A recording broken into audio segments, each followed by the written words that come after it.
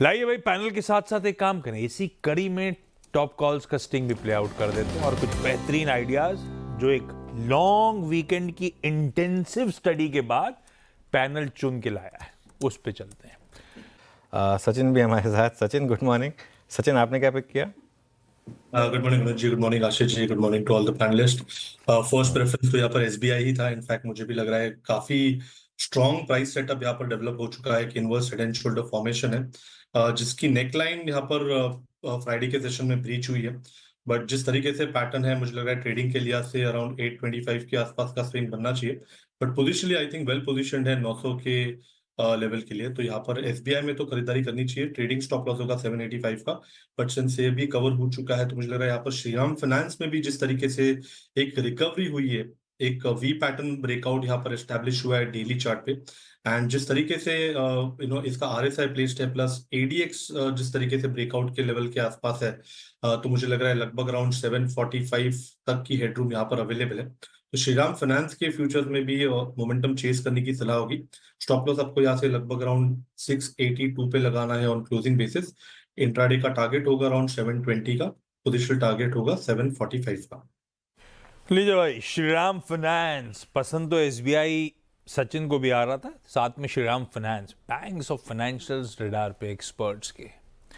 SBI Satpute साहब का preferred pick 780 का स्टॉप है, तो सचिन को भी एसबीआई पसंद आ रहा था, लेकिन श्रीराम फाइनेंस रखिए रडार पे, वो भी अच्छा है। 682 का स्टॉप लगाइएगा। चंबल फर्टिलाइजर 667 के स्टॉप के साथ बाय इनिशिएट करें, चाहें तो मई का 700 का कॉल। मई आ गया भाई साहब, आधा साल निकलने को आ गया, इतनी जल्दी टाइम निकलता है। बहेती साहब कह रहे हैं मुथूट फाइनेंस में खरीदारी करिए, स्टॉप लॉसेस का ध्यान रखिएगा। और मयूरेश कह रहे हैं रैडिको खैतान पोजिशनली इंटरेस्टिंग है, इन लेवल्स किसी भी गिरावट में एक्यूमुलेट करने का मन। ये प्लेट फ्लिप होगी तो वो दोनों कॉल्स भी स्क्रीन पर आ जाएंगे। तो सचिन, आपने क्या ट्रेड पिक किया क्विक सिंगल्स में? अनुज जी, यहाँ पर पिछले हफ्ते हमने सीडीएसएल को हाईलाइट किया था। मुझे लग रहा है सेटअप अभी भी काफी बेहतर है। इनफैक्ट एक अच्छा कंसोलिडेशन हुआ था, उसके बाद वापस एक फ्रेश ब्रेकआउट 1250 के आसपास नजर आ रहा है। तो यहाँ पर मुझे लग रहा है मोमेंटम थोड़ा सा ड्यूरेबल रहा है, तो यहाँ पर मोमेंटम अभी भी चेज करने की सलाह होगी। इंट्राडे का पहला टारगेट होगा अराउंड 1286 का, सेकेंड टारगेट होगा अराउंड 1320 का, एंड खरीदारी करनी है सीडीएसएल के फ्यूचर्स में। स्टॉप लॉस आपको थोड़ा छोटा ही लगाना है, लगभग अराउंड 1242 पर। ओके, CDSL 1256 पे आपका बाय कॉल है। और स्क्रीन पे क्या अच्छा हो रहा है, टाटा एलेक्सी की हर बात होगी, रिपीट नहीं करूंगा इसको यहाँ पर। और CDSL अभी जो कॉल दी थी वो that's doing well Sachin ji ने। सचिन जी एक बार BSC को भी देखिएगा, BSC मेरे स्क्रीन पे बार बार अपीयर हो रहा है। इट्स नाउ 6034, ऑलमोस्ट अपने करियर की हाईएस्ट ट्रैजेक्टरीज को जनवरी 3rd वीक, उसके बाद फरवरी 3rd वीक, दोनों स्विंग हाइज को टेस्ट करता हुआ।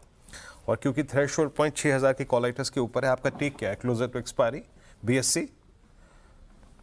वीरेंद्र जी, स्ट्रक्चर सबसे बेहतरीन रहा है। इनफैक्ट एक काफी डोमिनेटिंग चार्ट स्ट्रक्चर है ये, एंड जिस तरीके से अभी भी प्राइस एक्शन इवॉल्व हो रही है, मुझे लग रहा है जल्दी ये स्टॉक 6400 को भी पार कर देगा। ट्रेडिंग के लिहाज से, मोमेंटम के लिहाज से मुझे लग रहा है और थोड़ी सी जगह यहाँ पर है। पिछले कुछ दिनों से हमने लगातार इस पे तेजी देखी है, तो लग रहा है कि थोड़ी सी यहाँ पर एक्सटेंड होनी चाहिए। 6150 से लेके 60 तक की एक हेडरूम अवेलेबल है। तो यहाँ पर अगर किसी की एग्जिस्टिंग लॉन्ग पोजीशन है तो उसे रिटेन करने की सलाह होगी। स्टॉप लॉस आपको यहाँ से लगभग अराउंड 5960 पे लगाना है, एंड खरीदारी करने के ही मौके ढूंढने हैं इस पर्टिकुलर ट्रेडिंग मोमेंट पे। अच्छा, सचिन के पास भी एक कॉल है इस समय। सचिन, क्या पिक किया आपने?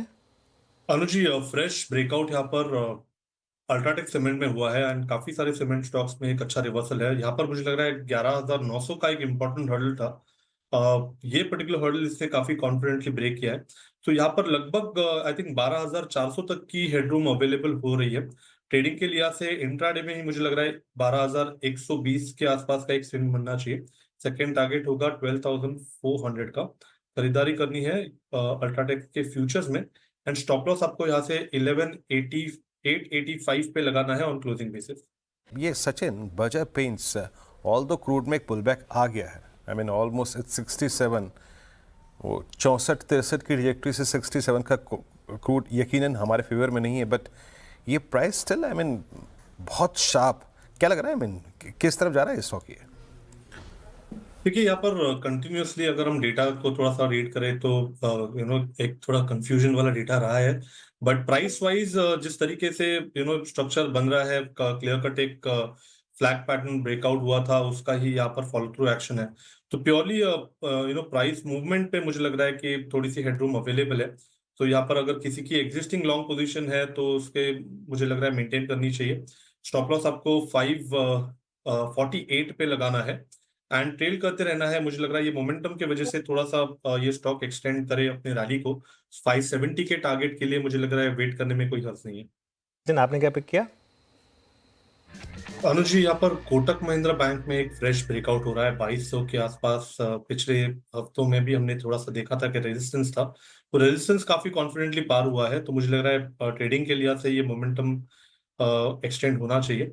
सो 2240 से लेके 2300 ये दो टारगेट्स के लिए कोटक महिंद्रा बैंक के फ्यूचर्स में खरीदारी करने की सलाह होगी। स्टॉप लॉस आपको यहाँ से 2185 पे लगाना है ऑन क्लोजिंग बेसिस। डिस्क्लोजर होगा कि हमने हमारे क्लाइंट्स को भी ये रिकमेंडेशन अभी थोड़ी देर पहले दी है। हिंदुस्तान एरोनॉटिक्स। चलिए इस शो को समेटते हैं। राजेश जी और सचिन जी हमारे साथ अगले शो में कंटिन्यू करेंगे। बाकी गावत सर, धर्मेश जी, मानस जी, आशीष बैती जी, चंदन जी, आप सबका बहुत बहुत शुक्रिया। मैं और वीरू एक 10 सेकंड का ब्रेक लेकर लौटेंगे 10 के दमदार ट्रेड्स में।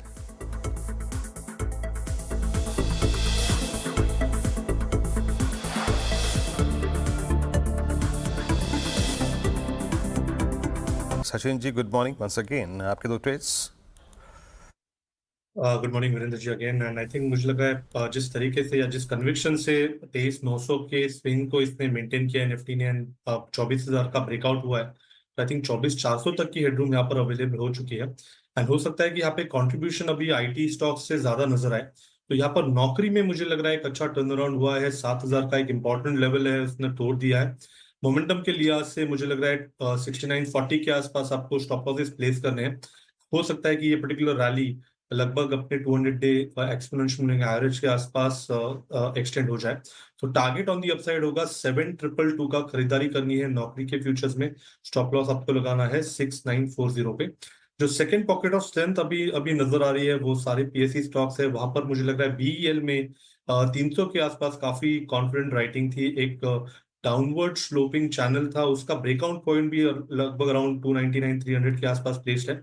तो मुझे लग रहा है यहाँ पर एक अच्छा स्पर्ट मिल सकता है। 320 के टारगेट के लिए यहाँ पर भी खरीदारी करने की सलाह होगी।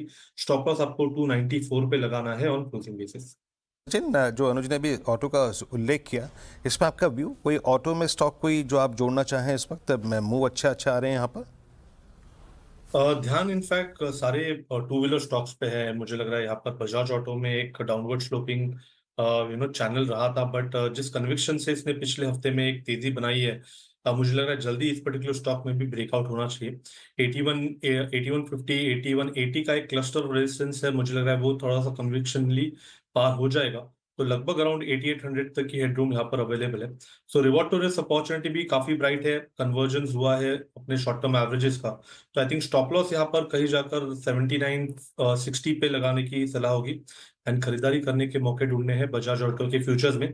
पहला टारगेट होगा 8150 का, सेकंड टारगेट होगा अराउंड 8400 का। ओके, मीनवाइल एक बार निफ्टी मेटल्स इंडेक्स देखते हैं अब जरा। चलिए इस शो को समेटने का समय आ गया है और वीरू और मैं आपसे इजाज़त लेंगे। और ट्रेडर्स हॉटलाइन के लिए इस छोटे से ब्रेक के बाद श्रेया आपके साथ होंगी। तो छोटे से ब्रेक के बाद ट्रेडर्स हॉटलाइन।